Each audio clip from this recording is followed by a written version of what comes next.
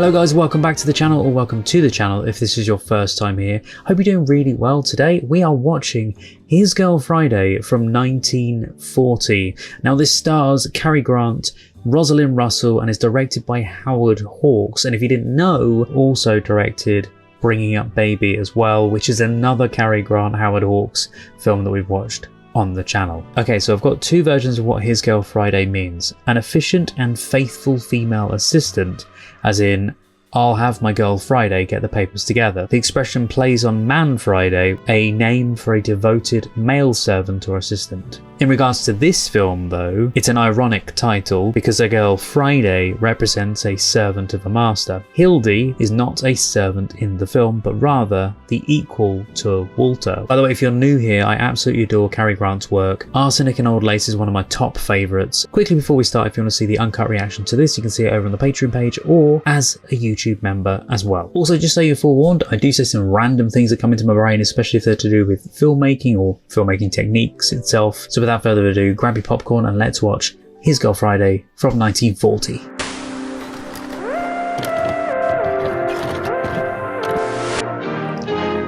Cary Grant, Rosalind Russell, His Girl Friday. Gene Havlick is the video editor, by the way. It all happened in the dark ages of the newspaper game, when to a reporter getting that story justified anything short of murder. Incidentally, you will see this picture no resemblance to the men and women of the press of today. Ready? Well, once upon a time. Anybody asking me? I'm down Morning, Paul. Okay, Jane.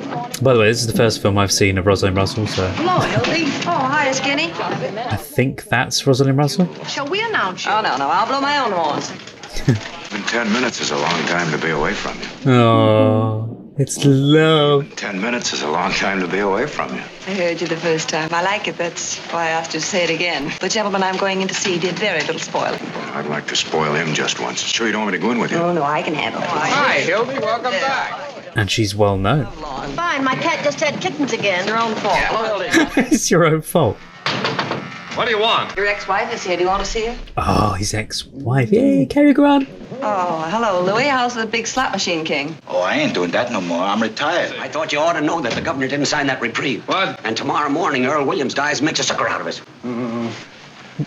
Get the governor on the phone. I can't. Why not? Can't locate him. He's out fishing. Fantastic. Well, at least two, the Atlantic and Pacific. Well, then search both. Tell him if he'll reprieve Earl Williams, we'll support him for senator. What? Tell him the Morning Post will be behind him, hook, line, and sinker. I just love the way that Cary Grant talks. There's something about it, it's funny. First time I ever double-crossed the governor. What can I do for you? This is more relaxed. Well, would you mind if I sat down? There's been a lamp burning in the window for you, honey. Here. Oh, I jumped out that window a long time ago, Walter. She's past that stuff. How long is it since we've seen each other? About 4 months, I guess. Seems like yesterday to me. Maybe it was yesterday, Hildy. Been seeing me in your dreams? No, Mama doesn't dream about you anymore, Wally. You wouldn't know the old girl now. But he dreams of you. Would I'd know you any time, any place. Anywhere. Ah, you're repeating yourself, Walter. That's the speech you made the night you proposed. Yeah, I notice you still remember Of it. course I remember it. If I didn't remember it, I wouldn't have divorced you. So dramatic is kind of right. Makes a fellow lose all faith in himself. Almost gives him a feeling he wasn't wanted. Why, divorce doesn't mean anything nowadays, Hildy. Just a few words mumbled over you by a judge. But to be fair, I think marriage is a waste of time anyway. You can just make it official. You don't have to make it official that way. Why on earth did you promise not to fight the divorce and do everything you possibly could to gum up the whole works? Because he still loves you. Lummox like you, hiring an aeroplane to ride. Hildy, don't be hasty, remember? He just loves to annoy you. But I've still got the dimple, and in the same place. Look, Hildy, I only acted like any husband who didn't want to see his home broken up. What home? What home? Don't you remember the home I promised you? Sure I do. We never got Was it. it my fault? Did I know that coal mine was going to have another cave-in? Oh. Did to be with you on our honeymoon, Hildy? Honest, I did. What I came up here to tell you is that you must stop phoning me a dozen times a day, sending me 20 telegrams. I write a beautiful telegram, don't I? I told you, he's just doing it to wind her up. You come back to work on the paper. If we find we can't get along in a friendly fashion, we'll get married again. No. Got a better offer, huh? You better. Work for somebody else. That's the gratitude I get. Well, it wouldn't take me if I hadn't been doll-faced. Oh, why should I? I thought it'd be a novelty to have a face around here a man could look at without shuddering. Listen, Walter. Listen, I made a great reporter out of you, Hildy, but you won't be half as good on any other paper, and you know it. We're a team, that's what we are. You need me, and I need you, and the paper needs you. Soul American. That's exactly what I was thinking. I was like, he's talking so fast. Calm down, man. Well, it would have worked out if you'd been satisfied. Not you. You had to marry me, spoil everything. I wasn't satisfied. Spoil it. She did it out of love. Making Google eyes at me for 2 years until I broke down. Oh, Walter. I still claim I was tight the night I proposed to you. If you'd have been a gentleman, you'd forgotten all about it, but not you. You're losing your eye. You used to be able to pitch better than that. Hello? Hello. I think he really is just trying to wind her up. Wait a minute. I'm not Sweeney. I'm Duffy. Listen, sweetie, you can't do that to me. Not today of all days. What's the matter with you? Are you loony? Jumping Jehoshaphat. Yes, Duffy. Now listen, sweetie, this is no time. I'm always so lonely. Oh, all right, I suppose so. Yes, if you have to, you have Oh, to. all right. You're the only man on the paper that can write, and he fixed the day to have a baby. Well, he didn't do it on purpose, did he? Maybe he did. Maybe he planned it just to wind him up for once. Oh, well, haven't you got anybody else? You. No, there's nobody else on the paper that can write. Hildy. No. Hildy, you gotta Not a chance. Please. This will bring us back together again, just the way we used to That's just be. what I'm afraid of. Any time, any place, anywhere. Don't- Anytime. Any place. If you won't do it for love, how about money? Than me, you great big bumble-headed I'll make bad it boo. $35 and not a cent more. There isn't any other paper. It's Busy. here. It's a ring. Take a good What? look at it. You know what What? it is? It's an engagement ring. Engagement ring? Yep, she's getting engaged, dear sir. I'm through. You can marry all you want to, Hildy, but you can't quit the newspaper business. Oh, why not? He needs you, that's why. Who says I can't? You're a newspaper man. That's why I'm quitting. Want to go someplace where I can be a woman. You mean be a traitor? I was thinking that. Traitor to journalism. You're a journalist, Hildy. A journalist. I know all about reporters, Walter. A lot of daffy Budinskis running around without a nickel in their pockets. And for what? So a million hired girls, motormen's wives, will know what's going on? Well, I'm trying to take every sentence they say in. Point is, I'm through. Where'd you meet this man? Bermuda. What, the triangle? What's his line? He's in the insurance business. Insurance business? Well, that's a good, honest business, isn't it? Oh, certainly is a Yeah, I sense. can, and I like it, what's more. It's a change. He doesn't treat me like an errand boy either, Walter. He treats me like a woman. Yeah. This is what I was thinking as well. A bit of an errand boy. Kind of like what we said at the beginning about the assistant thing. And he's sweet and he's considerate. He wants a home and children. Sounds more like a guy I ought to marry. What's his name? Baldwin, Bruce Baldwin. He just wanted to find the name out. Same fella, could it? You're now talking about the man I'm marrying tomorrow. Tomorrow. I didn't realize it was going to be tomorrow, but yes. So long, Walter. So long, Hildy. Better luck to you next time. Thanks. Oh, Hildy. Don't say about the job. I might need your help. Well, you kind of took the wind out of my sails. I just want to wish you everything I couldn't give you. Just at least so she's happy. Well, I'm sorry I didn't get a chance to see him. I'm more or less particular about whom my wife marries. Well, he's out there. Oh, he's right on the job waiting for me out there. Ah. How is he now? Oh, no, Walter. It wouldn't do any good, really. Oh, now you're not afraid, are you? Afraid? Of course not. Well, then come on. Let's see this paragon. Mm-hmm. Is he as good as you say? Oh, he's better. Well, then what does he want with you? Oh, now you got me. You gotta be mad. Oh, I am sorry, Hildy. I suppose Bruce, what's his name? Baldwin. Baldwin. I suppose he opens doors for you. He does. Hey, Brewster. His name in Arsenic Old Lace. Did they put that in there as like a little nod to that? Well, I can see right away my wife. has got the He right thinks one. it's him. No. Must be some mistake. The other side. I'm already married. Already married? Oh, I thought it was tomorrow. Oh, Hildy, you should have told me. Well, congratulations again, Mr. Baldwin. Excuse me, will you? I'm terribly busy. Just leave your card with the boy. What did you say? My name is Burns. Some other time. I'm busy with Mr. Bruce Baldwin here. What is it with you? I'm Come on, Bruce can't Baldwin. you see that? Oh, you're Bruce Baldwin. Yeah. Well, who is he? Who are you? I don't My know. name's Pete Davis. Well, from now on, I thank you to keep your nose out of my affairs. Sorry about this mistake. This is indeed a pleasure. Oh, that's wrong, isn't it? You see, my wife, that is your wife, I mean Hildy, you Yeah. know, you led me to expect you were marrying a much older man. I realize you didn't mean old in years. Emergency. Well, Walter, I think we better be running along. Yes, we'd better be going. Where are we going? I'm taking you two to lunch. Didn't you tell him, Hildy? No, don't start taking them to lunch. Wasting your time, Walter, won't do a bit of good. Just to torment them even more. See? Well, I can't complain. Well, I can't. I'm hungry. Get me a roast beef sandwich, rare on white. Oh, great guy. Over there, Bruce. That's right here. He's gonna sit on your lap. So, you two are going to get married, huh? Yes, and it's gonna be amazing. Well, you're getting a great little girl for yourself. I realize that. I've never met anyone quite like her before. Everybody else I've ever known, you could always tell ahead of time what they were going to say or do. She's very unpredictable. Yes, well, you're getting something else, too, Bruce. You're getting a great newspaper man. You know, One of the best I ever knew. Sorry to see her go. Darn sorry, Hildy. Yeah, I think it's just a term of speech. Listen, if you ever want to come back to the newspaper business... Which I won't. Are you sure you want to quit? Yes. Get away from it all. This is your chance to have a home and to be, like you said, a human being, and I'm going to make you take that chance. Certainly. Why, I wouldn't let her stay. She deserves all this happiness, Bruce, all the things I couldn't give her. Yeah, all she ever wanted was a home. Well, I'll certainly try to give her one. He makes it sound like she's a pet. All she ever wanted was a home. Oh, you're going to live with your mother? Well, just for the first year. Oh, well, that will be nice. Yes, yes. A home with mother. In Albany, too. He, like I said, it's just tormenting State them. capital there, you know. Yeah, I know, yeah. Teasing them We were and- there once. Will you ever forget the night you brought the governor back to the hotel? Don't start bringing up stories. Taking a bath. Well, I came walking out without... she didn't know I was in town. Well, Albany's a mighty good insurance town. Most people there take it out pretty early in life. Yeah, well, I can see why they would. Bruce, I've got a feeling I ought to have taken it. Of course, that really doesn't matter now that Hildy and I... Does it? It might have been a good idea if I had taken out a little insurance. Well, I honestly... I don't get it. Ouch! Nice going. So sorry. Hit the wrong person.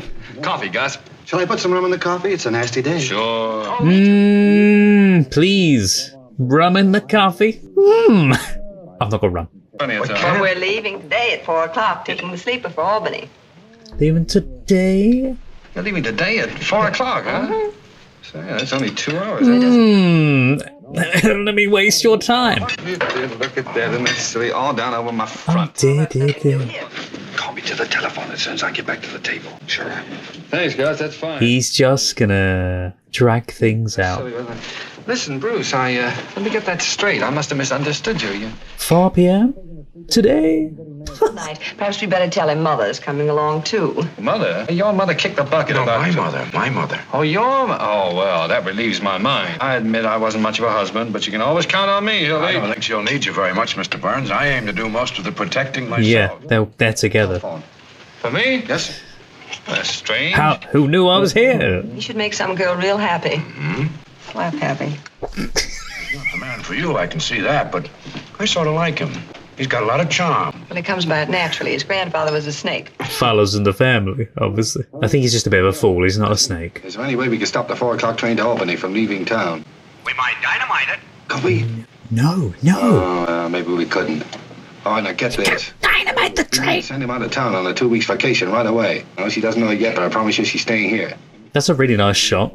Cozy. Oh, the Earl Williams case. Oh, yes, I've been reading about that. Shot a cop who was coming after him to quiet him down. Now they're going to hang him tomorrow. Oh, why doesn't the state just show that the man wasn't responsible? That's not so easy. Don't they have to have another expert examine him before they hang him? Sure. Oh no. She's gonna do it. Well, what's your scheme, Hildy? Look, Walter, you get the interview with Earl Williams. Uh-huh. Print Egelhofer's statement. Yeah. And right alongside of it, double column, run your interview. Oh, right, okay. Interview shows he's goofy. Oh, Hildy, you could do it. You could save that poor devil's life. You could. Everything is running 50 miles an hour in this, and I'm trying to focus on everything. An hour for the interview, another hour to write it. That's about all. Hildy, we could take the 6 o'clock train if it'd save a man. Like, focus on what the story. If you want to save Earl Williams' life, you write the interview yourself. You know, I can't write that kind of thing. It takes a woman's touch. It needs that Now, don't- heart. Oh. There seems to be a lady there. Duffy just told me his wife finally had twins. Isn't that terrible? Sweeney has twins, and Earl Williams gets hanged tomorrow. Now, Walter, look, it isn't... Well, as you difficult as argue with her. You argue with her. Otherwise, you're going on a honeymoon with blood on your hands. How can you have any happiness after that? All through the years, you'll remember that a man went to the gallows because she was too selfish to wait 2 hours. He is just causing ruckus. I just remembered Sweeney was only married 4 months ago. All right, Hildy, you win. I'm licked. Yeah. Making stuff up. No, indeed. The twins were Walter's, all his. Oh, it was nothing. Don't listen to him, Bruce. I know him of old, from way back, and he never makes Excuse me. You persuade Hildy to do the story, and you can write out a nice fat insurance policy for me. What? No, I wouldn't use my wife for business purposes. Wait a minute. How big a policy? Couldn't We could permit- use that money, Bruce. How long would it Yeah. take to get him examined? Just get the psychiatrist in now. See what they'll allow on that old carcass of his. If his... Say, I'm better than I ever was. How That do you was like never anything to brag about. Now look, Bruce, I'll go back and change and dress. Cary Grant. That looked like a real laugh. What do you think I am, a crook? Yes. No certified check, no story. Get me? It'll be certified. Want my fingerprints? No, thanks. I've still got those. Gus, how much do I owe you? Love how he immediately turned away after that. You know, everything we have, $500. Give me the 500. He'd get you in a crap game or something. Keeping the money for safety, just in case. You got change of 10? I just... See what I mean, don't you, Bruce? Not me. Sign it. Oh, all right. That was a good move, actually. For the waiter. Take every penny. Wilcox, 3-400. Hey, take that one of you birds, will you? You ain't doing anything, Ernie. Hey, what's the matter with you guys? Hello, Sarge. McHugh talking. Hold the line, will you? What? You're gonna get those conversations confused. This alienist from New York, Dr. Max J. Egelhofer. He's going to interview Williams in about half an hour in the sheriff's office. But if he wasn't crazy before, he would be by the time 10 of those babies got through psychoanalyzing him. Is this guy Egelhofer any good? Figure it out for yourself. He's the guy they sent to Washington to interview the Brain Trust. He said they were sane. I'll pick up a little fudge. What? I'll pick up a little fudge. To prepare for the expected general uprising of radicals at the hour of execution. Oh, that was a lovely little shift of focus there. Is that good? Sure looks good from here. Well, hell, Where'd you get the hat? Suits her, that hat. No, it's just a farewell appearance. I'm going into business for myself. We're getting married tomorrow. That's the business. Marriage. The wedding? Well, I might use you for a bridesmaid, Roy. Hiya, Murphy. Hildy? What are you getting married for, Hildy? None of your business. You ain't fooling us, are you, Hildy? Fooling. Look what I've got in here. 3 tickets to Albany on the 6 o'clock train tonight. What do you mean 3? And the ma. Soft boys, his sweet darling mom. Oh, that's nice. I'm through with the newspaper business. I don't... It's 3rd and Jefferson, isn't it, where that Central School is? What's school this time of day? What do you care? You quit. I just thought it might be a good fire, that's all. Why is the bell going? What's that? Just practicing for the Williams party in the morning. Was it a signal for something? Hey, keep quiet down there. How do you expect us to get any work done? Oh, shut up! Yeah, shut up. I have to do a yarn on Williams. Did he know what he was doing when he fired that gun? Ask us no. If you ask the state alienist, the answer is yes. This thing that she's doing here almost feels more like a private investigator's thing. Even though this is nothing to do with Starts hanging around the park, listening like investigating and stuff. Spellbinders making phony speeches and The begins. guy in the background, oh my god. He's trying to look up the women's skirts. What? How you doing, Bruce? There's just one more thing, Mr. Burns. Who's the beneficiary? Excuse me. Well, that is, in case of your death. Demise. Why, Hildy, of course. Oh, I don't know. That'd make me feel pretty funny. Oh, now, why shouldn't I make Hildy my, whatever it was, you know? Beneficiary. Take care of her. But you will take care of her, Bruce. Yeah, just you'll have his money along with it. It's nice that he's doing that. She had it coming to her, but she was too independent. Well, I'm independent, too. I know you are, Bruce. I know you are. Yeah. But I feel like he's doing the money thing, give it to her when he passes, so that he almost has some little connection there with her, always looming over. Lavender and Old Lace. Can't you see her, Bruce? Yes. Oh, lavender and old lace, not arsenic and old lace. Don't you think that Hilda's entitled to spend her last remaining years without worries of money? Hopefully earned by Bruce. I love her, too. Maybe she'll think after I'm gone. He's just sat there. He motioned to him to look at him so he could pretend to dab a tear. Make me feel like a heel coming between you. No, Bruce, you didn't come between us. He's having you on. Certified? Sure, but more. That's for $2,500. Well, Bruce, here we are, certified and everything. I'm afraid Hildy'll feel ashamed to think she hasn't trusted you. Wait, so is he giving him the thing he was doing a minute ago? I thought it was for life insurance money if he died. That's not for that, is it? Is this money for for the wedding? Or? Hello, Bruce. Is it certified? Certified and everything. In your pocket. That's fine. Wait a minute. Maybe it isn't so fine. Bruce, where are you? Yeah, but that's where you get the money from. I don't want you to carry that check around in your pocket. There's an old newspaper superstition that the first big check you get, you put in the lining of your hat. It brings good luck. I've been a reporter for 20 years. I never heard that before. Neither did I. I know It's because she... Neither did I. The fact that he was the one that wrote it to him. Oh no, oh no, oh no. Oh, yes. All right. When he shoved it down on the side, it's either going to have fallen out or he won't take the hat. Oh, yes. Hildy said to tell you she'll get right to work. Fine. Don't want to forget this. My rain is Oh, out. thanks for everything. Excuse me, what do you say? Thanks for everything. Since don't thank me, I should thank you. I'd have checked the hat. Oh, unless he's going to switch the hats. I want to interview Earl Williams. How about a little service? No more interviews. What's that? Is this your money? Can't bribe them. Yeah, I guess maybe. That's what I thought. Mind if I talk to you for a few minutes? Well, I haven't anything else to do. I'm not guilty. It's just the world. How did you spend your time? Did you hear any of those speeches? You mean those fellows that talk too much? Is there anything you remember? Well, there was one fella, What did he talk about? He talked about production for use. I'm surprised he's not even writing it down somehow, like a scrap of lead under the fingernail. When you found yourself with that gun in your hand and that policeman coming at you, what did you think about? Could it have been production for use? What's a gun for, Earl? Was he framed? Why, to shoot, of course. Oh, maybe that's why you used it. Yes. That's usually why people do it, to shoot it. You see, I've never had a gun in my hand before, and that's what a gun's for, isn't it? Maybe that's why. Or to threaten. Production for use. Well, it's simple, isn't it? You're also putting words into his mouth. You'll write about that in your paper, won't you? You bet I will. Who sent you the roses? It's Molly Malloy. She was asking him umpteenth amount of questions, just so that he keeps saying the answers without thinking. He's doing it again with the skirts. Look at it. He's a peeping Tom. But I'd like a job on the side. Desk and a stenographer. I wouldn't mind a nice big blonde with big brown eyes. Of course, big brown eyes. Yeah. She's just like us, or we wouldn't be sticking around waiting for that guy to... Well, Miss Molly Malloy. What a name. That's like a film noir name. Name's Molly Malloy. A lot of wise guys, ain't you? You're breaking up the game, Molly. What do you want? She sounds like a noir character. If you was worth breaking my nails on, I'd tear your face wide open. Crumbs have been making a fool out of me long enough. What did they do? I never said I loved Earl Williams and was willing to marry him on the gallows. Oh. I met Mr. Williams just once in my life, and I asked him what was the matter. And he told me about being fired after being on the same job for 14 years. And I brought him up to my room because it was warm there. You also brought him up to your room. Listen to me, please. She's writing this entire thing down. Sure, I was his witness. And what a witness.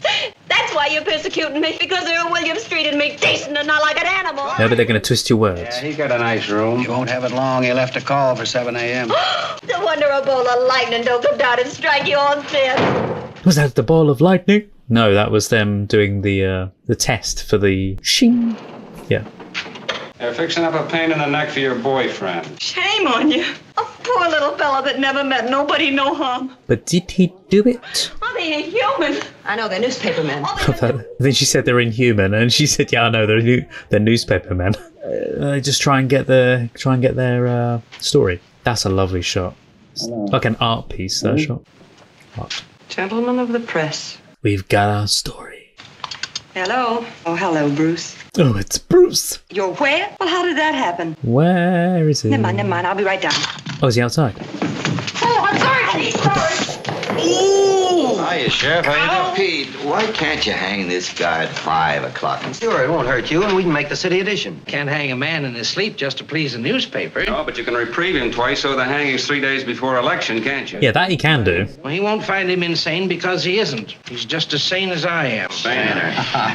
I didn't do anything. I never stole a watch in my life. No, you didn't. He's accused of stealing a watch, and they found the watch on him. This is what's his name was doing. The biggest crook in town. I know, it's all good, Hildy. Now, don't Hildy. It was You're gonna let him out or I'll Cary Grant's character. Oh, Bruce, please. All right, you're not. Well, perhaps you better read the Post in the morning. Remember, he said he was talking to the guy and he was lifting him up, and then he went after him. I can't imagine who'd do a thing like that to me. Have you got the check? Oh, yes, I have it right here. No, it's not in there now. That's a funny superstition you okay. newspaper people have. At first, I thought maybe Walter Burns might have something to do with it. Of course, I realized he couldn't have. Why?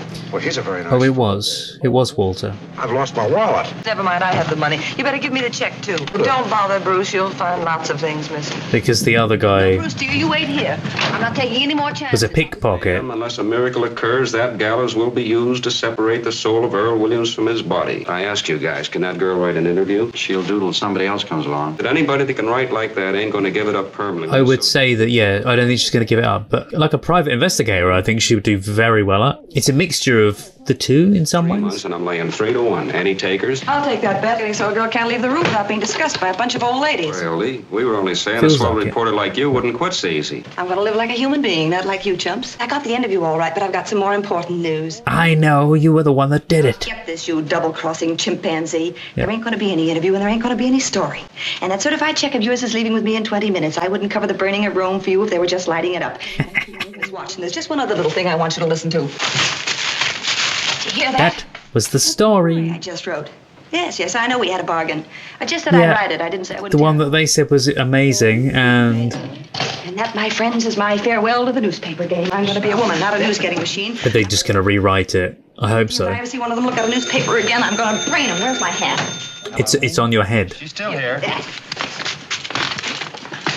Don't break their phone. They needed that. You know, they wanted me to hang Williams at their convenience. Oh, hello, Al. Of course, I did rather promise to make them some sort of statement when I finished here. They look like each other. You mean we'd have our pictures taken together? Yes, I'll take a very good picture. Oh, that doesn't Bless him, he's just sat in the corner. I'm getting awful tired. Tired. Can I go back to jail again? Oh, I'm awfully sorry. I forgot you were there. Mr. Williams, you know, of course, that you... He sat there. Who do you feel is responsible for that? I'm innocent. It wasn't my fault. So he didn't do it? I know she was pushing it on him earlier. Now when the road beyond unfolds and the... I said, what the... Hey, look out, it's a jailbreak! Oh! I ducked down, they're shooting at the window, yes. Hey, watch where you're aiming, will ya? I think they're meaning to aim at you. Who got away? Who was it? Oh, Williams got away. Free up this import. Give me the desk. Flash, Earl Williams just escaped. Jailbreak, don't know yet. Call you back. They're gonna need you for the story. Oh, Post, get me Walter Burns, quick. Hildy Johnson. This is intense, I love it. Yeah, don't worry, I'm on the job.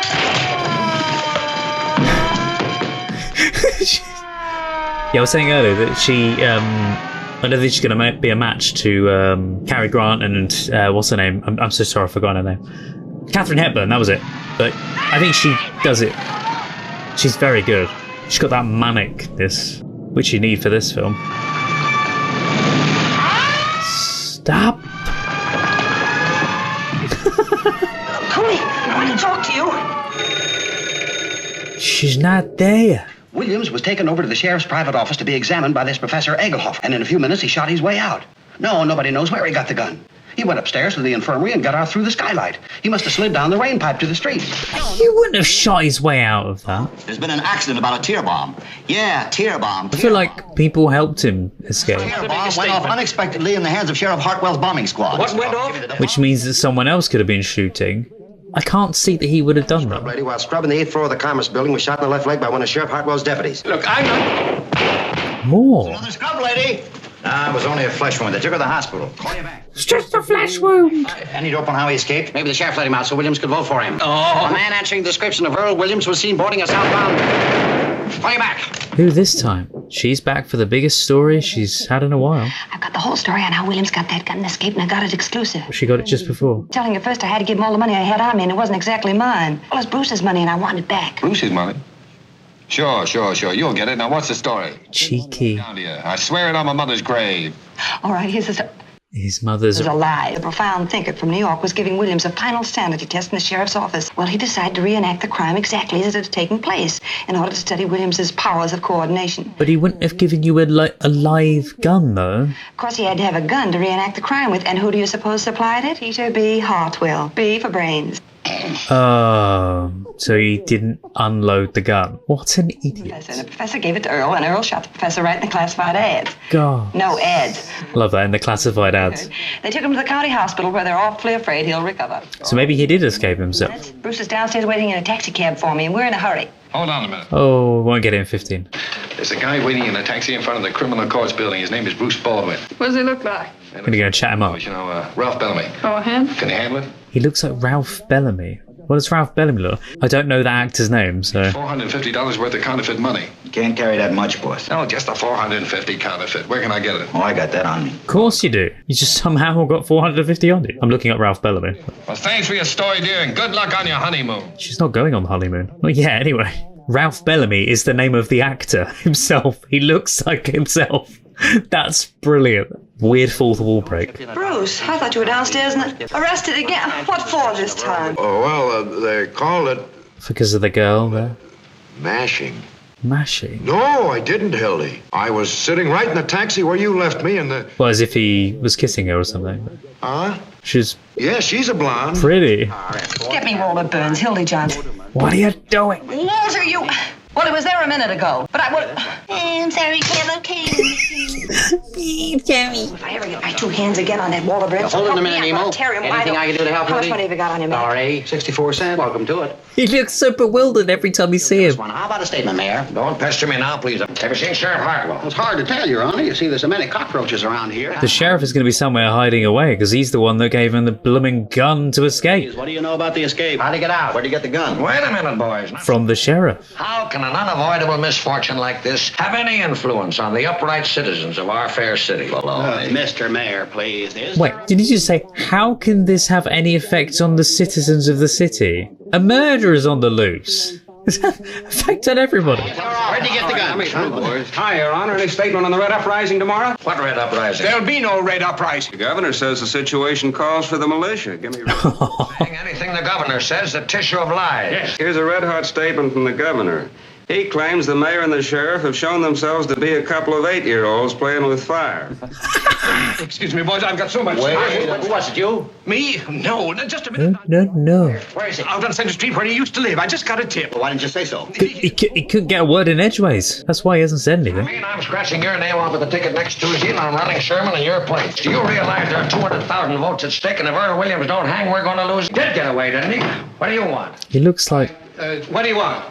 Are you Sheriff Hartwell? Thought for a second it was Oliver Hardy. It was reprieve for Earl Williams. For who? You said there wasn't going to be a reprieve. Oh, but there is now. Nobody. He was out fishing. Get the governor on the phone. He's out duck shooting. I'm out fishing, duck shooting. I was going to say fishing, duck shooting. Gets elected governor, and right away he thinks he's a Tarzan. Read that. Insane, he says. You've got to think fast. What are we going to tell the Tell him the reporters? party's through in this state on account of you. Oh, Fred. And it's an after... What? Where? Holy motor! Hold the wire! The guy in the middle. Williams. They got him surrounded. The rifle squad have out of his house. Now listen. You never arrived with this. You never see a thing. Through that door, and How I much thought money he do you was make? Sheriff Harp. I mean, you, huh? I'd like to make $350 a month. That's all. No, I couldn't afford that. Who, me? That's a really good amount back My then. wife wouldn't want me to do that. why not? My wife lives in the country with my family. That's all right. There you go. You can Pay all the expenses. get loads of money for him. Now, what do you say? Okay. Remember, you never delivered this. Yes, I did. No, you didn't. You got caught in the traffic or something. No, I came around the Well, back. what's your name? Pettibone, what's yours? Pettibone? Not really. No. Go to this address. Nice homey place. Here's $50 on a cop. Is it hard? No, easy. Very easy. Well, that's good because my health isn't what my wife. Well, we'll fix that. It's every sentence. My wife. Tell him to shoot to kill. What? Shoot to kill. That's the orders. $500 to the man who does So it. they've done full shoot to kill. I mean, he did escape and shoot everybody on the... And he does... How many people did he kill on the way? Quite a few. Did you bring that money? Oh, yeah. 400. Oh yeah, the money. 450. I was going to say, there was an extra amount there. Give me a receipt. I'll give you a scar. I got plenty of them. Oh, and I'll take Mr. Baldwin's wallet, too. I don't know if there was ever a film with Rosalind Russell and Katharine Hepburn in it, but they would be fantastic together in like a detective couple or something. You'll take it to the 27th precinct and tell the cops how this all happened. Do that, Hildy. Why did it happen? You're doing it. That's not a bad idea. Louis! Right, okay, maybe not.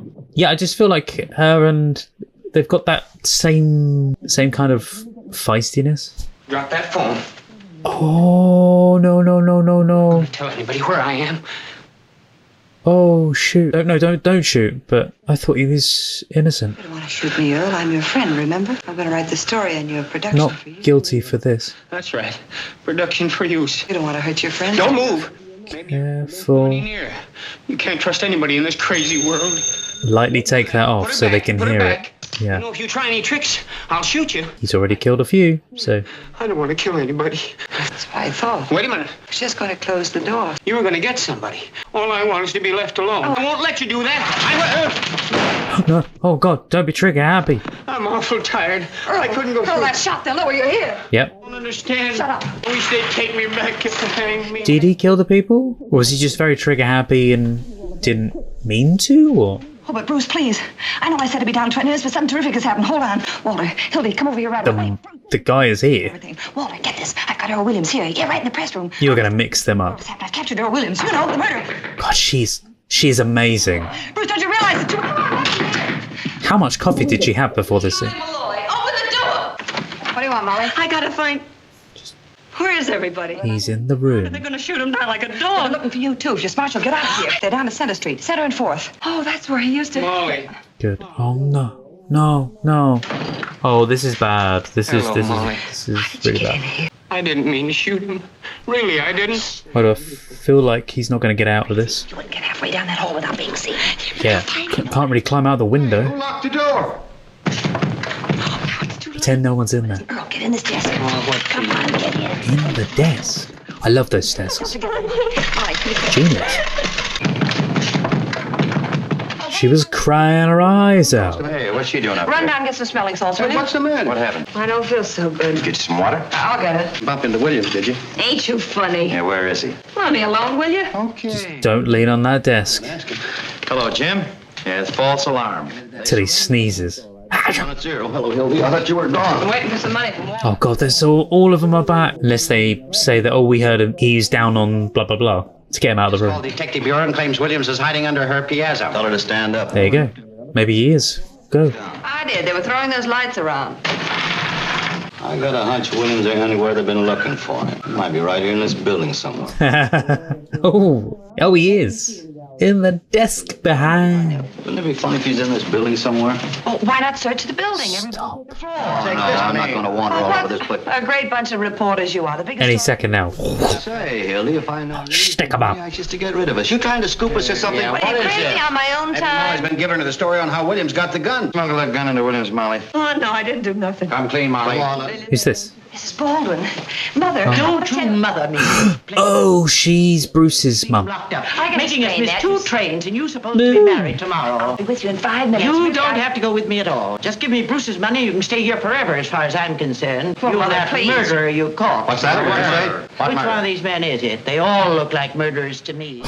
Oh, I don't like her. Talking about, I never said any such thing. You did? No, I didn't. I said I was trying to find them. The only way he can get out of this is he jumps out of the window. I don't know where he is. Please. Stop it! Stop it! I'm the only one that knows. Where is Williams? Now you want me to talk. Sure. Molly, don't talk. Do me white. Come on, cut that out. You keep your Where is he, hands Molly? off of Where me. is he? He's right behind me. You'll never find him now. No, don't jump out the window. Get the ambulance, somebody. Oh, shoot. Oh no, Molly. She's dead. Oh, she isn't killed. She's moving. Oh, good. Thank God. Don't look in the desk. Where is he? She jumped out the window. She's calling him darling. He's in the desk. Keep quiet. You're sitting pretty. What's in there? Who is she? This is Mrs. Baldwin, Bruce's mother. What are you doing? Shut up. I won't shut up. You're doing something wrong. Yeah, shut up. Take the lady over to Bullock Mike's.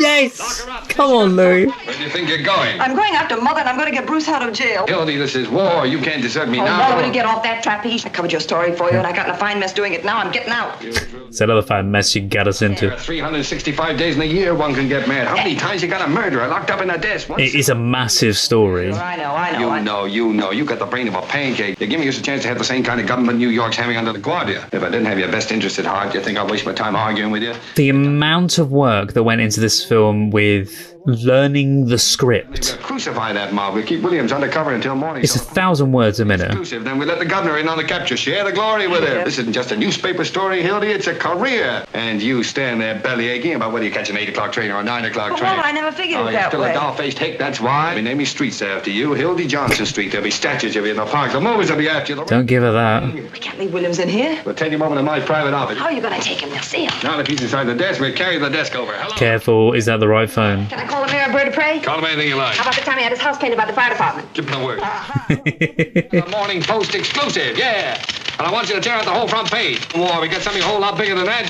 Hildy Johnson's right in the lead. I'll give it to you as soon as she's finished. He really could be a Time to come up here right away with half a dozen of his wrestlers. thing. Brucey. Hildy, I just want to ask you one question. Bruce, how did you get out of jail? Well, not so Yeah, anyhow. that's exactly what I was about to say. I had to wire Albany for $100 so I could get out on bail. Oh, for Pete's sake, Hildy, come on. We're waiting for that story. Well, where's Mother? She said she was coming up here. Yeah, she's been taken away. Did she get the money from you? No, she left in a hurry. Get the tickets and you'll find your money in the wallet.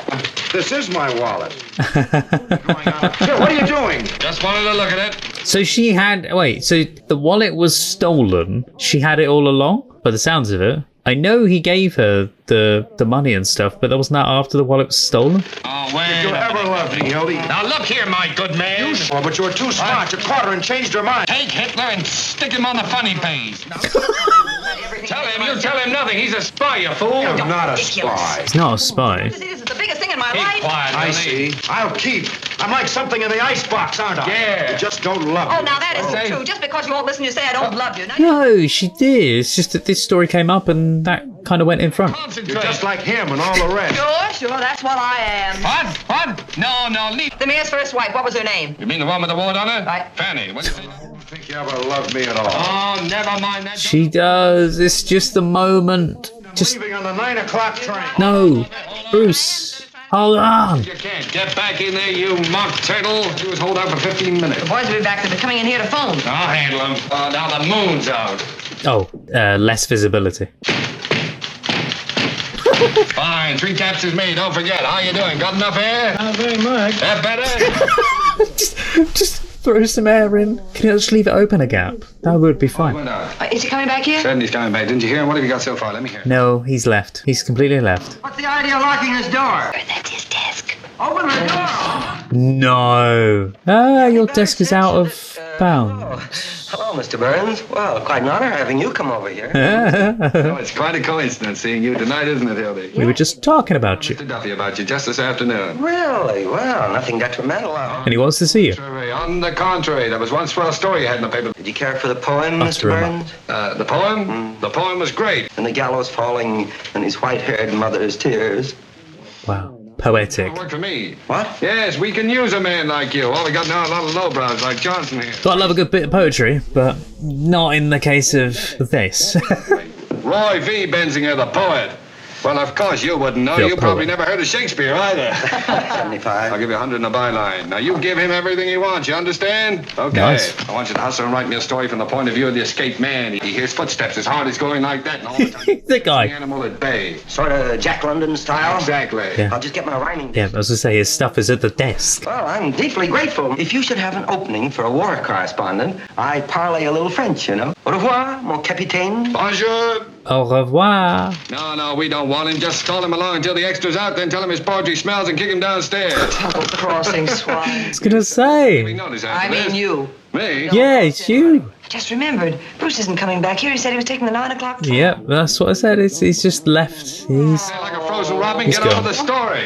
We ought to have our plans all finished by the time... and it was his plan all along. What am I going to do? What, are you trying to get the desk out of the window? Who's that? Who is it? Sounds like a dog. It's Louis. Louis, Oh. what's the matter with you? Where's the ball? What'd you do with him? What the hell happened? Down Western Avenue, we was going 65 miles an hour. You know what I mean? Take that mush out of him. What? I'm telling you. We run smack into a police patrol. You know what I mean? We busted it in half. Oh, Can you imagine bumping into a load of cops? They come rolling out like oranges. What did you do with her? like oranges. You were with her, weren't you? Was I? You were in the taxi cab. You hit Driver the got knocked cops. cold. I was squawking your head off in the police I station. don't think she's squawking much. You know what I mean? Oh, she dead. Was she killed? Hey, was she? Did you notice? Me with a gun on the hip and a kidnapped old lady on my hands, I'm going to stick around asking questions. Dead. Oh, this is the end. Oh. Well, it's fate, Hildy. What will be, will be. Wait, Bruce's mum is dead. Honey, if he really loves you, you won't have to tell him anything. I killed her. I'm responsible. Oh yeah, if she is dead, then yeah. I mean, you didn't kill her, but she got killed because of the result of you doing that. Western and 34th. I gotta get out of here. We can do more here. Now, be calm. Poor Bruce, if it is. Well, what are you doing there? Haven't you even started? Hello, Eddie. Hildy Johnson. Was there an old lady brought in there from the North Basket? Just the playing off each other. Morning, Section 469. Speak up. A what? Stop shouting. You're gonna let a woman come between us after all we've been through? Oh god, I hope the mum is okay.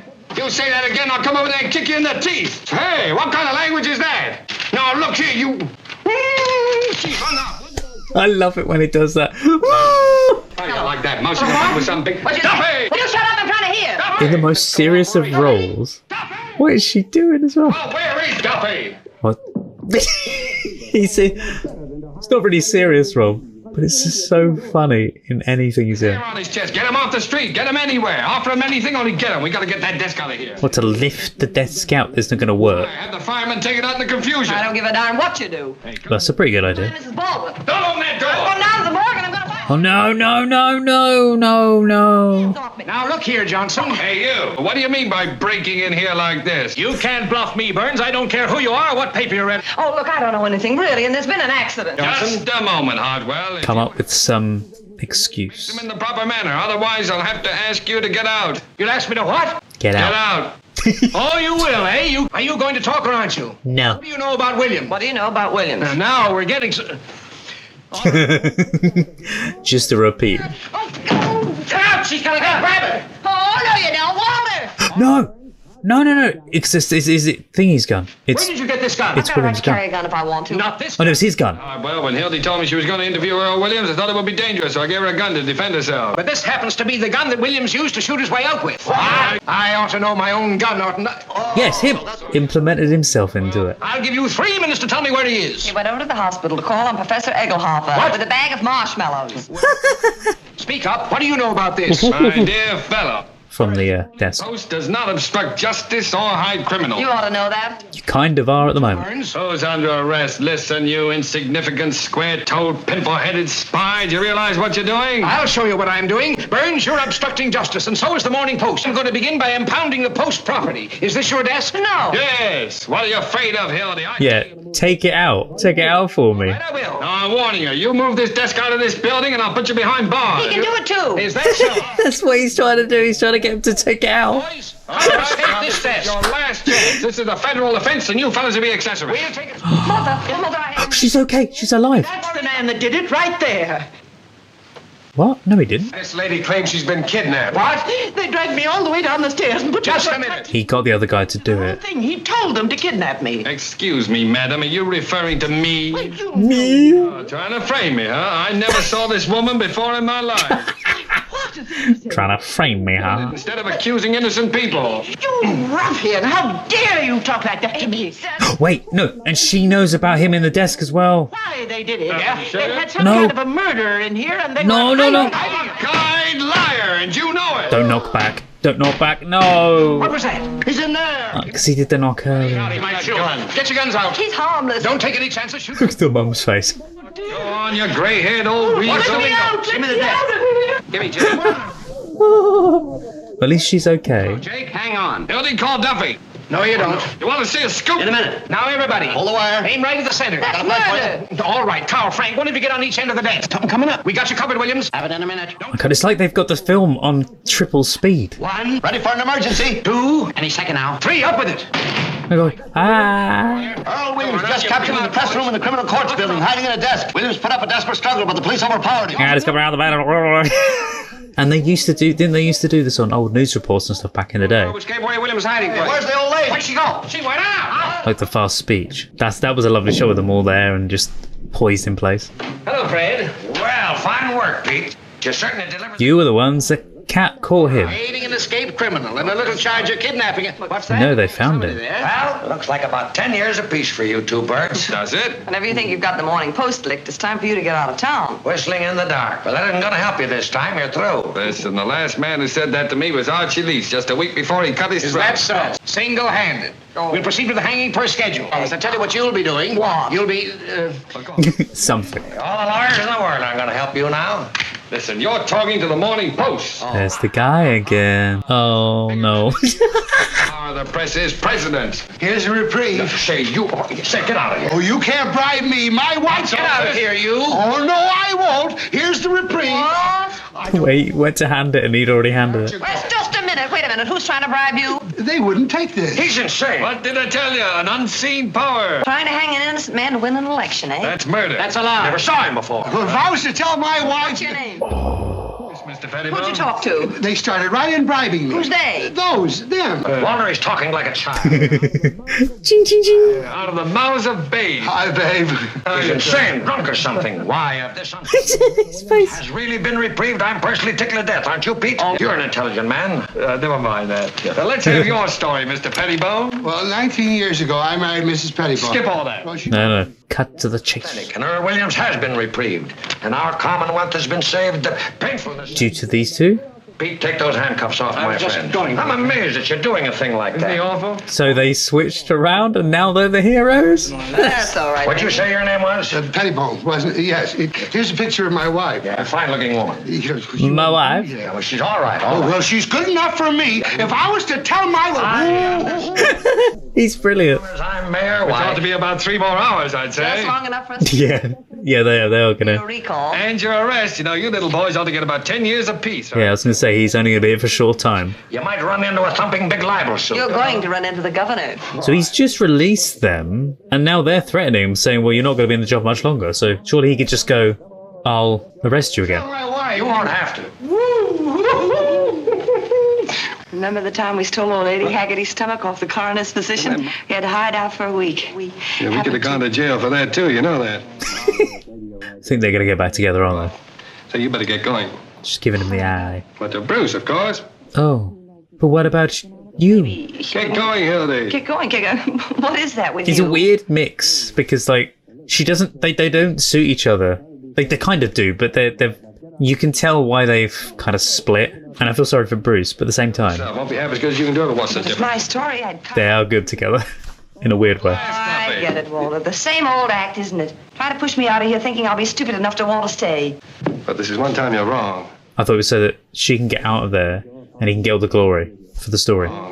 Look, honey, when you walk out that door, part of me will go right with you. But a whole new world's going to open up for you. I made fun of Bruce and Albany and all that kind of thing. You know why? Jealous. I was jealous. I was sore because he could offer you the kind of life I can't give you. Yeah, freedom and. Goodbye, dear, and good luck. Oh. No, this is how it goes so far. He's doing it for your own health and good well-being. She just left. No, I'm still here. I can take it. Hang on a minute. It's like anything to stay there, please. Hilda Johnson speaking. The 4th Precinct Police Station. Bruce has been arrested. I thought you were on your way to Albany. Yes, he's been arrested. What for? For having counterfeit money. Counterfeit money. Hold on a minute, Duffy. Cheeky so-and-so. I gave From it Walter. Yep. He's a slow walk. What are you crying for? Oh, honey. Sorry. Oh, come on. I didn't mean to make you cry, honey. What's the matter with you? You never cried before. I thought you were really sending me away with Bruce. I didn't know you had him locked up. I thought you were on the level for once, standing by and letting me go off with him and not doing a thing about it. But he was actually doing it all along to keep her there. What were you thinking, Wiz? I don't know. Because he loves you. What are you standing there gawking for? We have to get him out of jail. Send Louis down with some honest money and back to Albany where he belongs. Sure. It's what he wanted all along. Of course, she's not quitting. She never intended to. We're going to get married. Oh, can we go on a honeymoon this time? Oh, the honeymoon will never happen. No, not permanently. Just for the 2 weeks we're away on the honeymoon. Oh, they are actually gonna. Don't know where we're going. Where are we 2 going? weeks? Niagara Falls. Ooh, lovely. 4 weeks, Walter. Sure, you've earned it. What? I feel like it won't happen. What? Strike? What strike? Where? Albany? He's probably off the phone for ages. Duffy, but I can't ask Hildy to... Honeymoon in Albany. Yeah, okay, Duffy. Well, isn't that a coincidence? We're going to Albany. I wonder if Bruce can put us up and say, why don't you... No, don't let Bruce put you up. It's the worst thing. That was fantastic. Yeah. Madness. Absolute balmy madness. That was absolute insanity from start to finish. Fantastic film, but my God, was it fast. And in some ways, this is going to sound so weird, in some ways confusing because it was so fast. I was taking in every word, but trying to say what I was thinking and taking all this rushing information at once. Oh my God. There was so many different overlapping storylines of like conversations that were happening left, right and center. And it was like listening to, you know, they made the joke in there at one point when they said that Cary Grant was like an auctioneer guy. It's exactly that. It's either that or someone who's doing like horse racing. Listen, Walter. Listen, I made a great reporter out of you, Hildy, but you won't be half as good on any other paper, and you know it. We're a team, that's what we are. You need me, and I need you, and the paper needs both of us. American. I'd like to say that it started off kind of normal and then it was like someone cranked up the tempo again and again and again. The speed was just notching itself up every couple of minutes. But no, it was like someone just had it set on fast speed, especially near the end, you know, when they knew that he was in the desk and they were all holding the guns towards him and they were speaking on the phones, and that whole scene. Something coming up. We got you covered, Williams. Have it in a minute. Don't try to move. Anytime now. I'll count 3. It's hot. Oh my God. So incredibly fast, but gotta say, for the whole film itself, impeccably acted, because not only did they have to act, they had to also remember all of their lines and get it perfect. And yes, I know they would have cut and they would have done different takes and stuff, but if you saw most of those takes, most of those shots that were in there, they were very long shots, so they would have had to memorize all of their lines for those specific parts. And yes, if you do it over and over and over and over again, you can probably get it pretty accurate. But if you think about it, back in those days, film was fairly expensive, very expensive in fact, so they could only do so many takes, so they would have had done rehearsals and stuff beforehand and known their lines like that. Do you know where you got the idea to have all that overlapping dialogue that you did earlier? His Girl Friday, the dialogue was particularly adaptable to that. And I'd noticed that people talked and talked over one another, and especially people who talked fast and were in a quick argument or quick description. So we wrote the dialogue in a way that left the end of the sentence so you didn't need it in the beginning of a sentence, and we just kept them overlapping. And any new actor that came in took them a couple of days to get oriented and going. Everybody put up with that, and then it worked beautifully. Even with that, to be able to naturally just flow from one another, like in conversation that's actually a script, is phenomenal. Naturally, we use that because that's the way we all talk. If we were holding a discussion, you'd talk and I'd butt in on you and you'd butt in on me, and we'd hear everything that the other said. But our little trick of adding a few words in front and adding it at the end of a line makes it come out as clear as it can be. And to me, it sounds more like reality. He devised the dialogue so that the beginnings and the ends of the sentences, which were overlapping, were full of inconsequential words. And it wouldn't matter if the audience couldn't hear them because they had no bearing on the meaning of the line itself.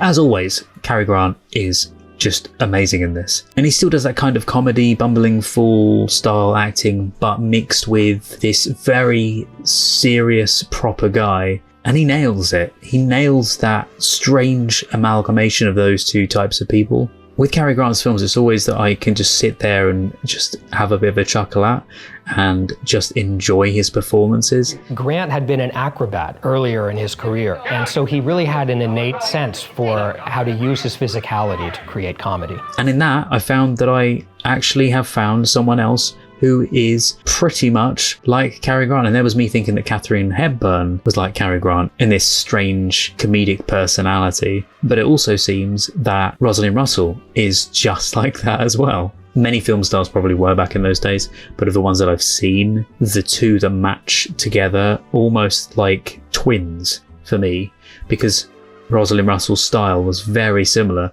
to Katharine Hepburn's style. I don't know if they ever did it, but they should have got those two as sisters in a film. The role of Hildy was first turned down by Jean Arthur, and then it was also turned down by Ginger Rogers, Claudette Colbert, Carole Lombard, and Irene Dunne.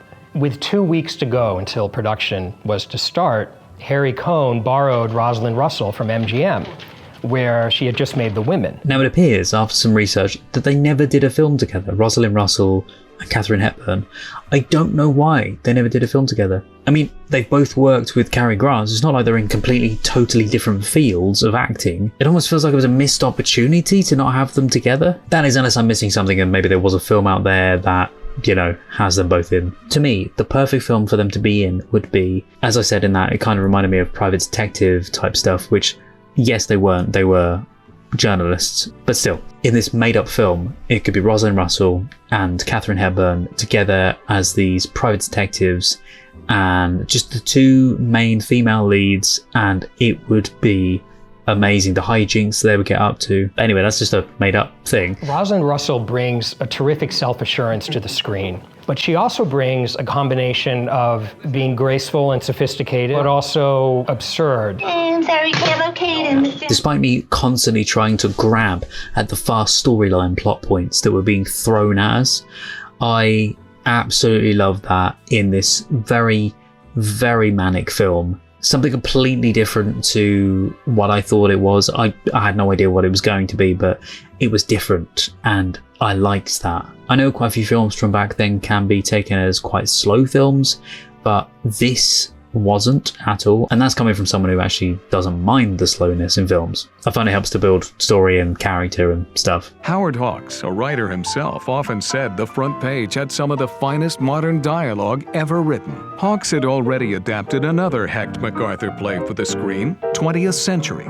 It was a runaway hit in 1934. 20th Century scored for Columbia, so Harry Cohn gave Hawks the green light for His Girl Friday. But Hollywood handicappers were skeptical. Sure, the remake would never live up to the original. As a supporting cast, I thought that the girl who plays Molly, I thought she did very, very well with her role. The same with the guy who played William, actually. So the stand-up people to me, other than Cary Grant and Rosalind Russell, Ralph Bellamy as Bruce was a funny character because I felt like he wasn't necessarily funny or a big character himself, but he was almost the straight man to them being the comedy duo, and I quite like that, especially the table scene, you know, the dinner. That was a very good scene. In a lot of instances, he was almost the fool guy for them, where they could just let him have a load of shtick and they could be the funny ones in that situation. He had some really good moments in there, but they were the main focus, if that makes sense. I just thought one of the funniest parts of it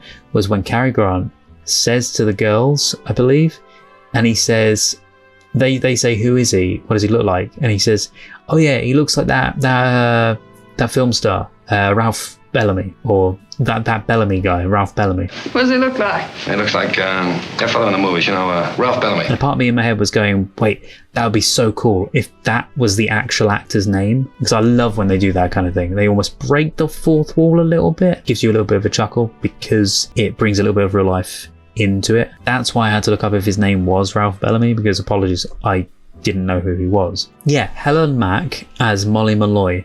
She was very, very good. And Billy Gilbert is the one who plays Joe Pettibone. Also, Earl Williams, is played by John Quaylen. Hats off to Howard Hawks again for another incredible film. His Girl Friday was a tremendous success in 1940, although it didn't receive any nominations or awards. But it has sort of had the last laugh by becoming a touchstone of romantic and screwball comedy. To this day, filmmakers are inspired by His Girl Friday. There was times in that I completely forgot that it was a comedy. Even though it was hilarious, I thought maybe it's just me, maybe I'm just finding the funny things within what they're doing and saying. But no, it is meant to be a screwball comedy. We'll dive into the trivia and find out a bit more about the film and the process behind how they made it, etc. So this is apparently one of the first films, not the first film, but one of the first films to have characters talk over the lines of other characters, which, yeah, can get a little confusing, but they did that for a more realistic sound. The first film, by the way, to do that was Stage Door from 1937. Prior to this, characters in movies completed their lines before the next lines were started. There was a sneak preview screening of His Girl Friday in early December 1939. Now, this was just about 2 or 3 weeks after production had wrapped. So it's like the frantic pace of the world in the movie was also being mirrored by the pace of the editing. And the screening was a smash success. And the most important thing that the filmmakers learned from it was that the audience could follow the fast dialogue. They didn't have any trouble with it. Out of the mouths of babes. Hi, babe. Also, a good thing about them doing it individually, normally, is so if a line was needed to be dubbed, it could be dubbed over, re-recorded, and it would be fine because it wouldn't interrupt any other lines. And also if you needed to cut something, it's a lot easier to cut, whereas if they're talking over each other and there's a flub of a line that you don't hear quite, because imagine, say Cary Grant gets the line right, Rosalind Russell flubs it ever so slightly and they want to change it. Here we go. It is estimated that the normal rate of verbal dialogue in most films is around 90 words a minute. In His Girl Friday, 1940, the delivery has been clocked at 240 words a minute. That shows how fast they were saying these lines and how much more information was just being thrown at you in the nicest way possible. Howard Hawks wanted His Girl Friday to be very fast-paced. Listen, Walter. Listen, I made a great reporter out of you, Hildy, but you won't be half as good on any other paper, and you know it. We're a team, that's what we are. You need me, and I need you, and the paper needs both of us. Americans. But I'd bet that His Girl Friday has the fastest spoken dialogue of any movie up to 1940. At its fastest, the actors are speaking at about 240 words per minute. In real life, we speak at 150 words per minute or less. In movies of the time, the average speed of the dialogue was about 90 words a minute. Rosalind Russell thought, whilst shooting, that she didn't have as many good lines as Cary Grant had, so she hired an advertisement writer through her brother-in-law and had him write more clever lines for the dialogue. Since Howard Hawks allowed for spontaneity and ad-libbing, he and many of the cast and crew didn't notice it, but Grant knew that she was up to something, leading him to greet her every morning. What have you got today? Rosalind Russell was worried that the fast dialogue would be too much for an audience. It would be too difficult for them to understand.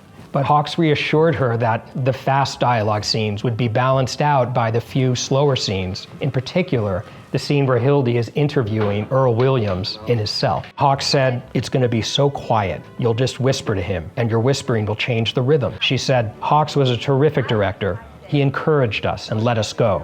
We went wild." It's brilliant that she just made up the lines with the help of the advertisement writer, which is why so much of the film is so perfectly crafted. Like all the little tidbit lines that are in there are just fantastic, and it also makes sense. Do you remember I said trying to get them to remember all of their lines in it?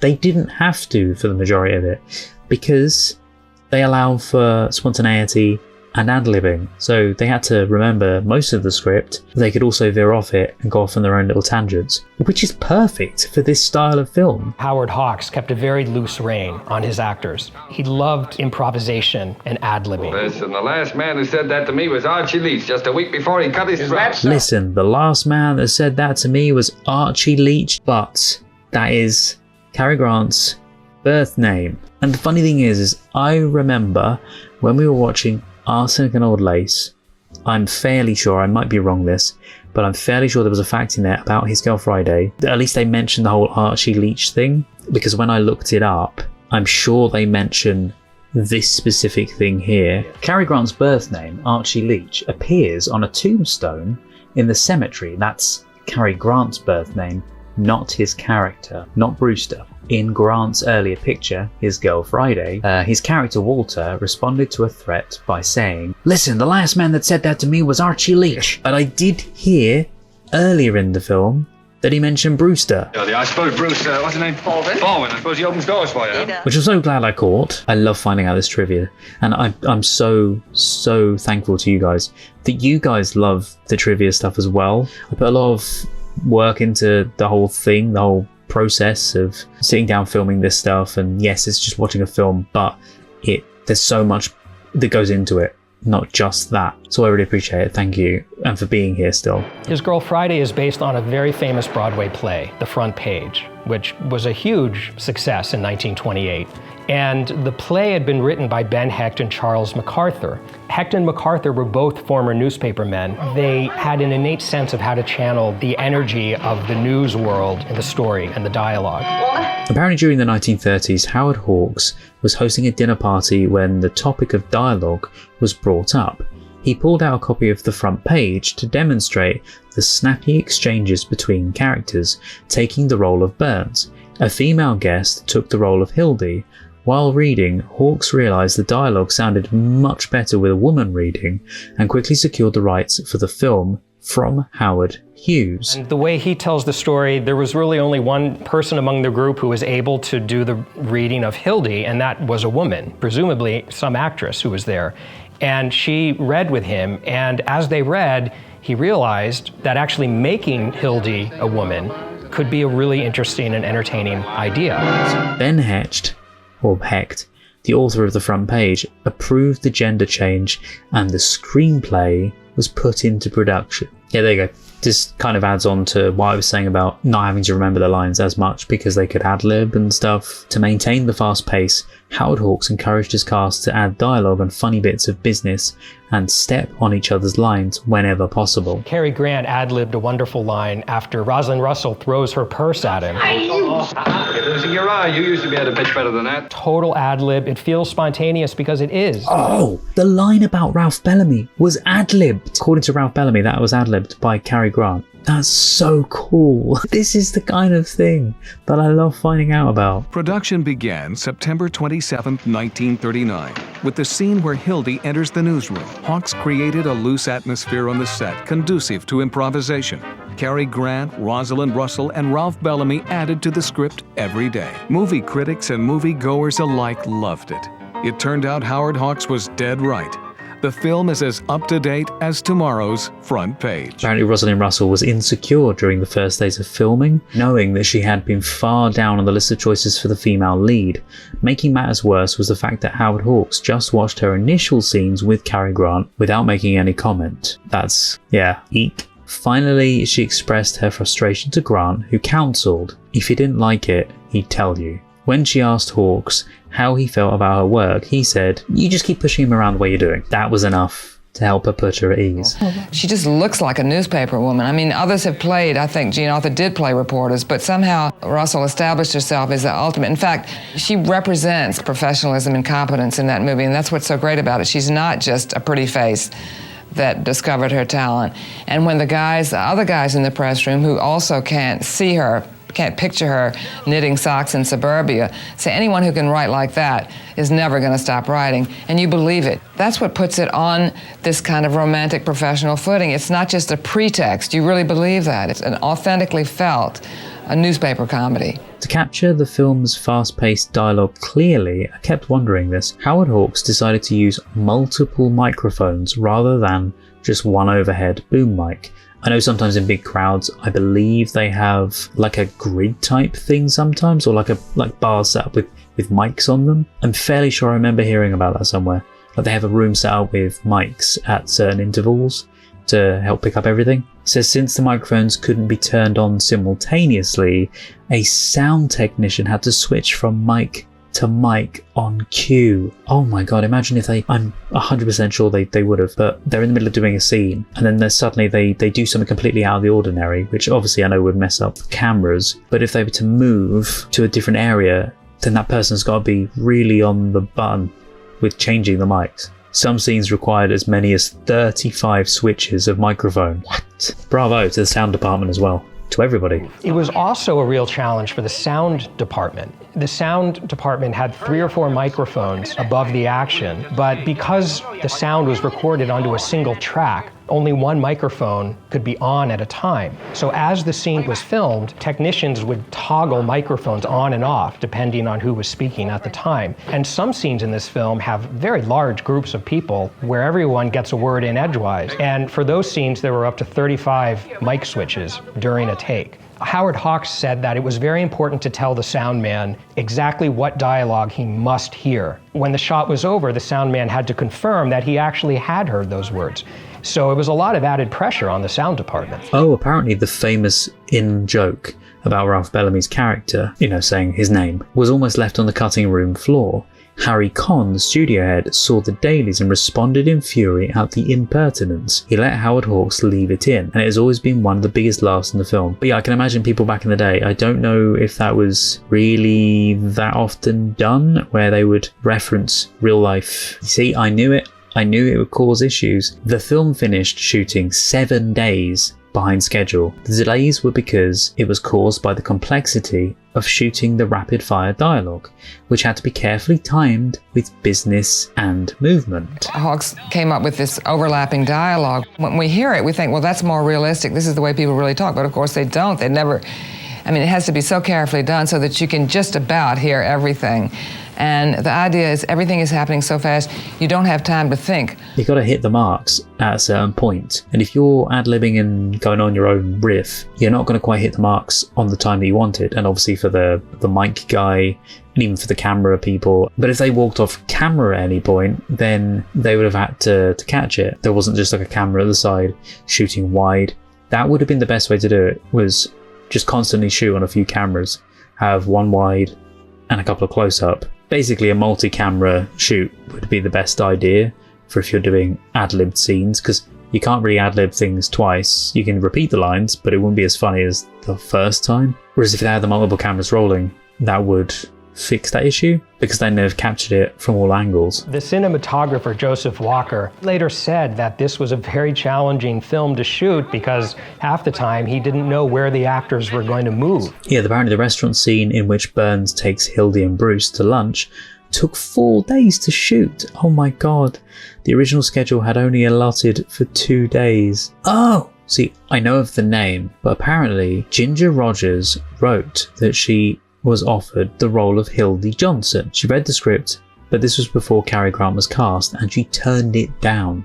After learning that Grant was cast, she regretted it. You know the intro when it says, "It all happened in the dark ages of the newspaper game"? The reason for that being in there was to soften the film's depiction of the Fourth Estate. I don't know what Fourth Estate means, but I presume they mean the press themselves. Yeah, it says here, Howard Hawks managed to ignore production code objections to Hildy's bribing the jailer to get an interview with condemned man Earl Williams, the kidnapping of Bruce's mother, and the attempts to smuggle Williams out of the court building. One area where he deferred to them, however, was in the characterization of reporters as the scum of Western civilization. And that's then when he decided to soften the film's depiction with adding in that stuff at the beginning. Oh, in addition to casting Hildy as a female reporter and editor, the city room of the Morning Post had a half a dozen other women sitting at the reporters' desks. I didn't think anything of it. As a 1940 film, this was an extraordinary number for what was then an overwhelmingly male profession. I loved the kind of hubbub that you got in the Morning Post room, and that battle for a good story that you got in the press room. This mentions about the peeping Tom that I kept talking about in the background. The reporters are playing poker, and one of them calls out to the reporter McHugh, who they call Stairway Sam, and he's played by Roscoe Carnes. A Girl Friday is an assistant who carries out a variety of chores. I'd not heard of that before today. The name alludes to Friday, Robinson Crusoe's native male dog's body. However, here on another article, this is why sometimes you got to be careful with the IMDb stuff. Some of the stuff that if I think that is that right or not, I try to verify it, back up the information by looking elsewhere at different other information. And for instance, this one says, according to the Merriam-Webster dictionary, the term Girl Friday was first used not in 1940, but in 1928 to describe a woman who does many different jobs in an office. The definition in the Urban Dictionary is more expansive, dubbing a Girl Friday as a go-to girl, or a female who acts as a jack of all trades. One scene required Cary Grant to push Rosalind Russell onto a couch. Howard Hawks asked the actor to try shoving her harder. When Grant protested that he didn't want to kill her, Hawks said, "Try killing her." I don't know whether Cary Grant actually loved women more or less than other leading men, but I think what he did was he had fun with them, and that was very unusual. You know, just doing something nutty, or saying something nutty, and cracking up. And I think he created a playful dynamic that would have been hard to resist. Wait, this is the film I've heard so much about, the whole copyright thing. Yes, ages ago I heard about this film, His Girl Friday, falling into the public domain. Now the only issue with this is sometimes companies pick up the product, and when they release it on DVD or Blu-ray, even though it's in the public domain, they can still get some form of copyright. Especially if you were to take His Girl Friday in general and post the entire thing, you wouldn't be able to, because a company out there owns the right to have it on DVD or Blu-ray. Whilst they don't hold the right to the copyright of the film because it is public domain, they hold the right, this is what I believe anyway, I might be wrong, but this is from what I know, that if you try to, that you will still get flagged for copyright from the company that sold it on DVD. It's a bit faffy. Plus also it might be public domain in one country and not in the other. The play that this movie was based on, the front page, had a famous last line: "The son of a bee stole my watch." While the line and the plot points leading up to it didn't fit into His Girl Friday, they did pay homage to it by having the first crime be the theft of a watch. There we go. I was saying about the cameraman and saying I'm surprised they was able to keep up with the actors doing it. But this is with all the improvisation during shooting, cameraman Joseph Walker had a hard time keeping up. He had a particular problem shooting Rosalind Russell in a flattering manner, since he never knew exactly where she was going to be. Oh, this is a bit harsh to be putting in here. I'm gonna say it because it's part of this trivia, but the actress had sagging jowls that required careful lighting. Finally, he got her makeup man to paint a dark shadow along her jawline, which camouflaged the problem effectively. I did not see that throughout the entire film. During one of Walter's rants, Hildy makes the nonsense sounds of an auctioneer and cuts him off by shouting, "Sold American!" At the time and up until the early 1960s, the rapid-fire chant of a tobacco auctioneer and the "Sold American" line was part of a standard radio commercial for Lucky Strike cigarettes.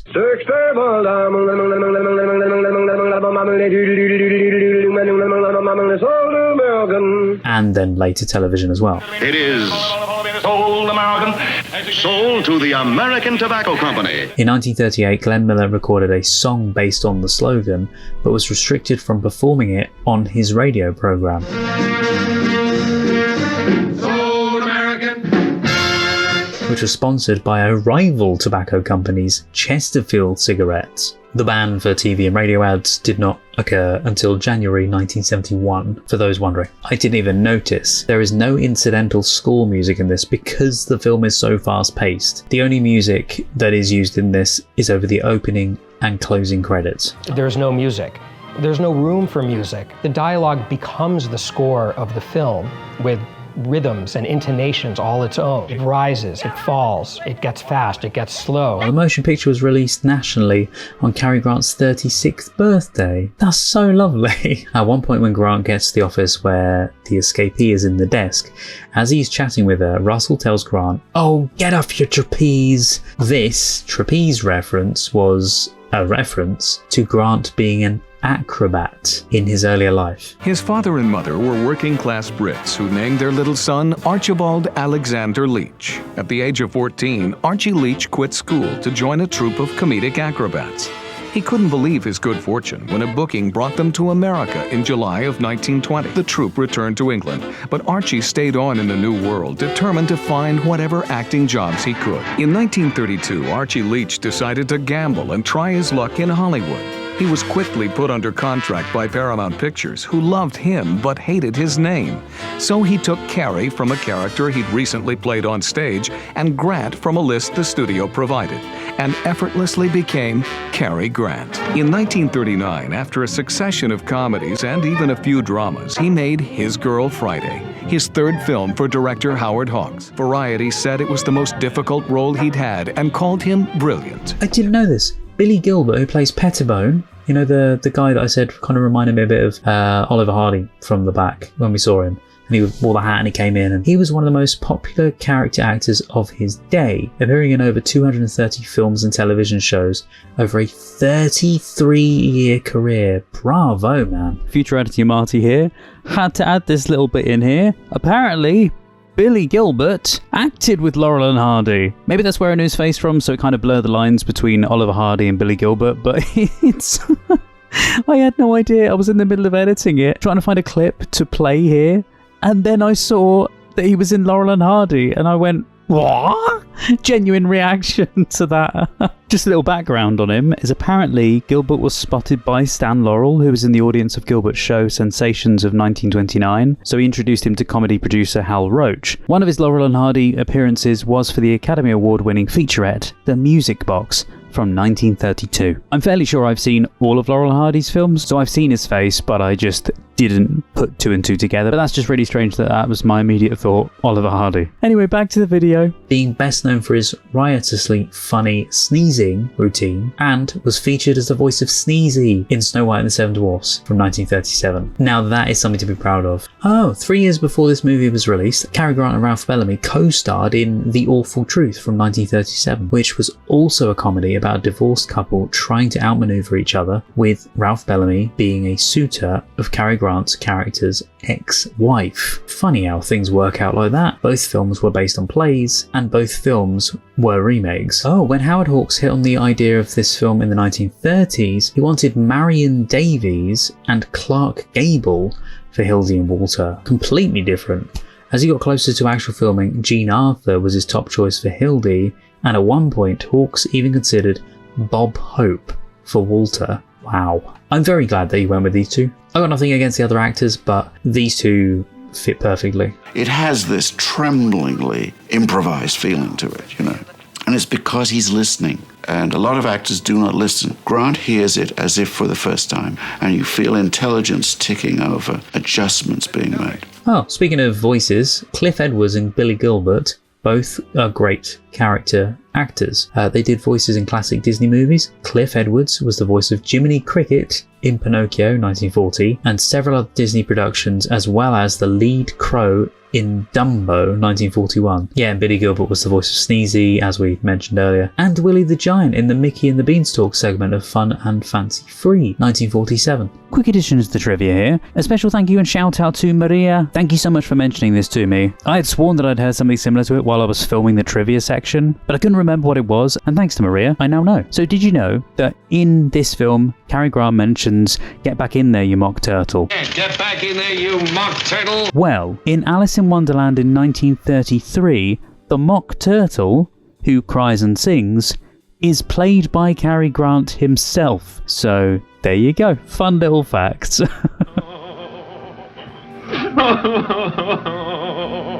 I must admit, the mock turtle is very weird, and it's basically just a cow and a turtle tortoise type thing put together. Oh, and yes, apparently that is Cary Grant singing as well. Or shall the mock turtle sing? Oh, a song, please. Beautiful,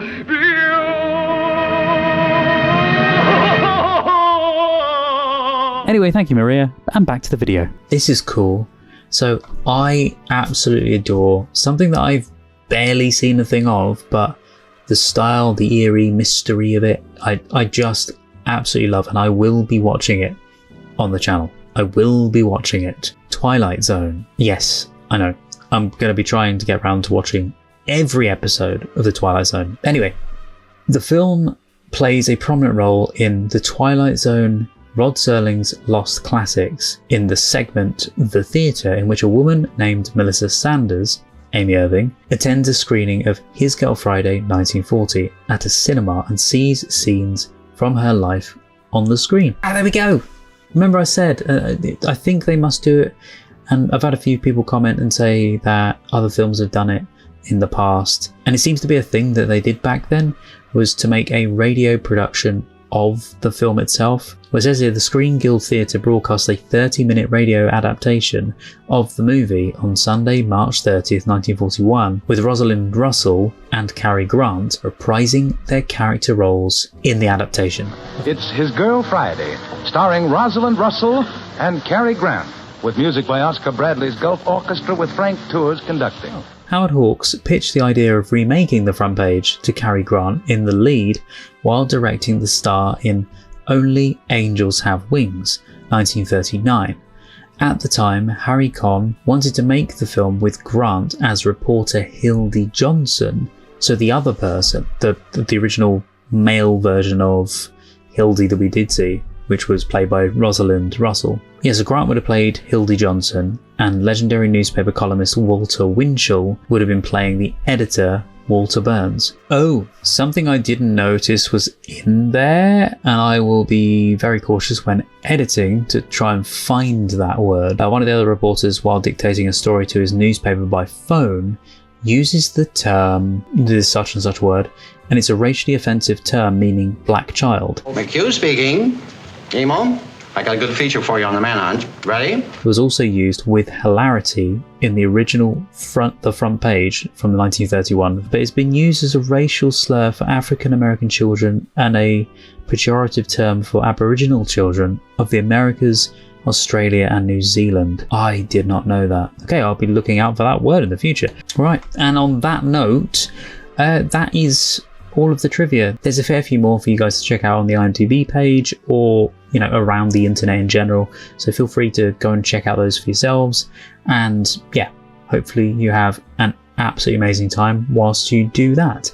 Hope you've really enjoyed this though, watching it here with me, and thank you so much for joining me. Thanks so much for watching. Hopefully I managed to pick up on quite a lot that was going on. There was a lot going on, and I tried to take everything in and make sure that I didn't miss anything, but it is inevitable. I most probably did miss something. Let me know your thoughts on this film. What did you think to it? Did you enjoy it? Did you watch it many years ago, or did you watch it only just recently? Who was your favourite character? And don't forget, you can check out the uncut reaction to this over on the Patreon page or on YouTube members as well. Now, as you may know, in my film reactions, I love to give you guys a little bit of a secret phrase, little secret quote, something for you guys to let me know secretly that you've seen it to the very end. And it's a little thing between me and you so that others won't know what it means, but we do. So basically, if you've seen it all the way through until now, take the phrase, which I will tell you in a second, and post it in the comments below. I kept thinking maybe that line, that fellow in the movies, in regards to the Ralph Bellamy line. But then I thought, because this specific name is mentioned in this film, which is actually in reference to Cary Grant himself, maybe that would be a great one to have for our quote for this film. Archie Leach and that fellow in the movies. But yes, that's it. Thank you so much for watching, guys. Hope you have an absolutely amazing day, and don't forget, if you did like this, then consider clicking the like button, subscribing to the channel. It's absolutely free. It would be fantastic to see you guys here again in the future, and for you to join the community, have a good old chat. And also, for everyone on Patreon, there is a chat there. I hope you guys are well though. Thank you so much for being here. Take care, stay safe, and I'll see you guys next time. Bye bye.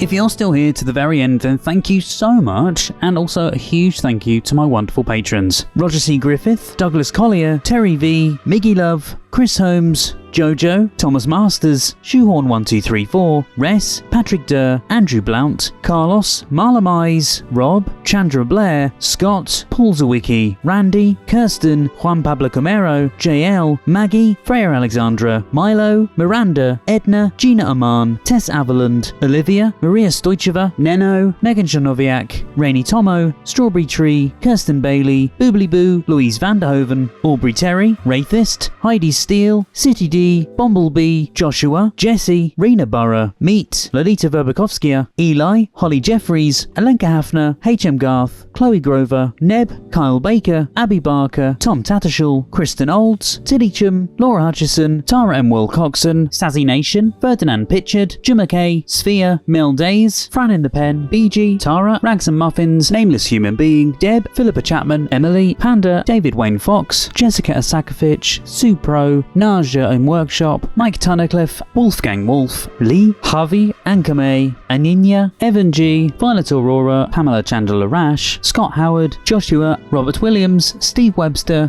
Amanda, Lipaz, Jamie Dodds, King, Happy Go Lucky, Caitlin, Analytical Guy, Maria Torres, Cliff Adams, Jonathan, Dirk, Annie Bonds, Crystal Appleby, Scorpius, Monica Murphy, Sebastian St-Ange, Varga, Leslie McKittrick, Nick Stark, Number 1 Carez, and Jen. If you'd like to see more videos, there's some more on the screen right now. Thank you so much for watching, guys, and see you next time.